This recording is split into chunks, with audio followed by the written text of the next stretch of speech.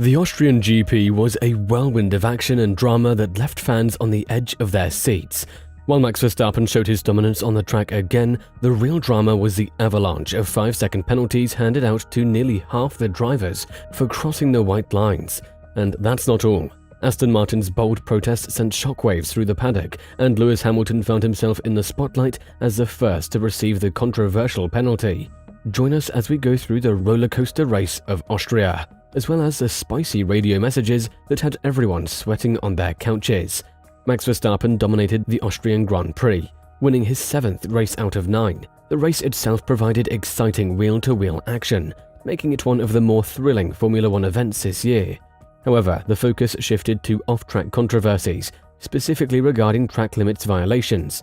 These violations resulted in penalties during the race, but Aston Martin's protest after the event revealed more offences, leading to further changes in the final results. The FIA responded by handing out additional penalties to address the track limits issues. Ferrari also had a successful race, outperforming both Mercedes and Aston Martin. But what is a rule that got everyone on the edge of their nerves? And why weren't the drivers able to stay within the white lines of the track? In order for you to understand this rule, you need to know what Article 33.3 from the rulebook says. All 4 wheels of the car must stay within the white lines on the track. While this rule isn't usually a problem on other tracks, it becomes challenging at the high-speed turn 9 and 10 due to their nature. The difficulty is increased because modern cars are heavier than before, while the track itself has remained unchanged for over 20 years. In the past, when cars were lighter, they had no trouble of staying within the white lines while navigating the corners.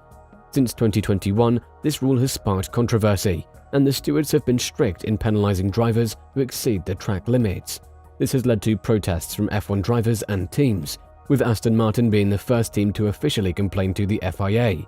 They raised concerns about inconsistent enforcement of the rule, highlighting Lando Norris, the McLaren driver who finished just a few seconds ahead of Alonso, as an example.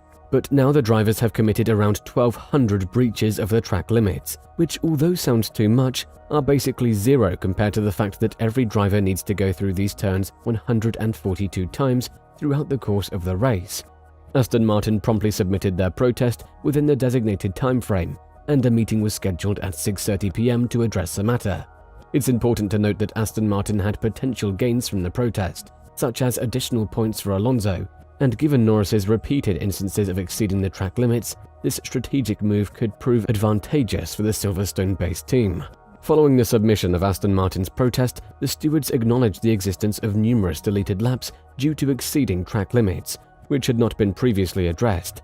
As a result, they requested race control to review all the deleted laps and impose penalties accordingly. After hearing from representatives of Aston Martin, the FIA and Ferrari, the stewards deemed the protest admissible. They discovered that certain track limit infringements warranted penalties that were not originally applied when the provisional clarification was published. These penalties would be reflected in the final classification, thereby upholding the protest and returning the protest fee to Aston Martin. In a separate communication from the FIA after the race, it was revealed that over 1,200 instances of potential track limit breaches were identified. As a result, the FIA plans to recommend the addition of a gravel trap at the exit of turns 9 and 10 to the circuit for future events.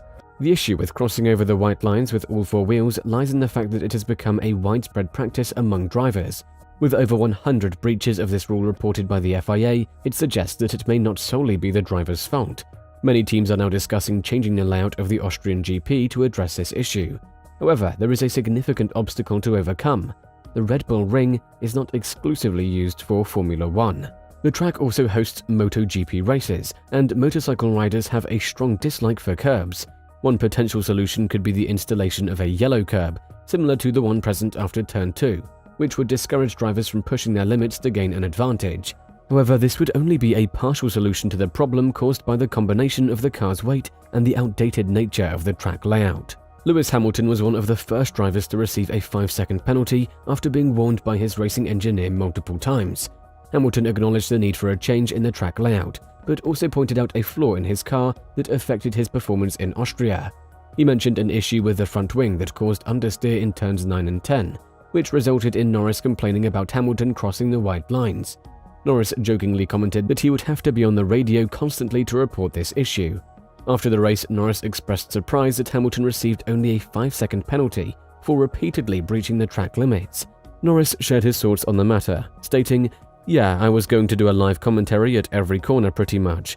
Hamilton only got a 5-second penalty. It should be way more. He had about 4 strikes in 1 lap." Despite his remarks about Hamilton, Norris acknowledged the challenging nature of the track and limitations drivers face in trying to improve their performance. He further discussed this issue, stating, "People on the outside, they complain, they don't understand how difficult it is to stay within the track limits. Yes, I guess you can say I did, and why can't anyone else do it? But it depends on what position you're in. If Fernando was behind me the last 5 to 10 laps, I can assure you that I'd have done track limits once, and then I probably would have got a penalty. It just depends if you're under pressure. When you're under pressure, you're pushing a little bit more. You have a little bit more of a slide, but that's just like a human error. But it's also like that's racing at the end of the day. I can assure everyone of that, so I don't have sympathy for the people that did get it in a way. But I also don't." Mercedes had a surprising and challenging weekend in Austria. Hamilton had a difficult start, beginning from P18 during the sprint event. Despite making progress throughout the races, it was a disappointing weekend for the team. Adding to the frustration, Hamilton expressed his dissatisfaction with the car over team radio, which likely annoyed Wolff. In response, the Austrian team principal intervened on the radio and stated, "We know the car is bad, Lewis. Please just drive it." How does a team suddenly struggle after achieving a double podium finish in Barcelona and being in the top 3 in Montreal? It seems that either Ferrari made significant progress or Austria suits them well. However, according to Hamilton, the issue lies with the car itself, specifically the front wing, which prevented him from staying within the track boundaries. It's rare to see Mercedes facing difficulties and falling behind McLaren. Perez had no trouble overtaking Russell, which is a contrast from a few weekends ago. Hamilton had a lot to say about his car and the issue of not respecting track limits. He believed that more drivers should have received penalties, including Norris, who he complained about for going wide while ahead of him. Hamilton shared his thoughts on the matter, stating, "We took a lot of front wing. We knew we had a really bad rear end here, so we took out a lot of front wing to try and keep that balance so that we could do a long run, go long, and we massively under-regged it. I was, almost full lock around the last 2 corners. Going into turn 10, it was just sliding, and I couldn't do anything about it." Hamilton also expressed deep disappointment with the track layout, emphasizing its outdated nature in comparison to modern Formula 1 cars. He continued his frustration by saying, "I think they need to probably find a new solution for this track. Years ago, when we didn't have track limits thing, the track was much more enjoyable to drive. It's strange to be driving and have to almost comment on the car ahead because that's what the team have asked you to do. I think they did it in Austin a couple of years ago. That's not racing, right?" Many Formula 1 fans would agree with Hamilton's frustrations, as the strict enforcement of track limits resulted in less competitive racing. The drivers had to sacrifice entrance speed to stay within the white lines, which hindered overtaking and exciting battles. Given the recent outcry from drivers and teams, changes to the Red Bull Ring circuit are likely to be implemented. What are your thoughts on the FIA's enforcement of track limits and the possibility of circuit changes?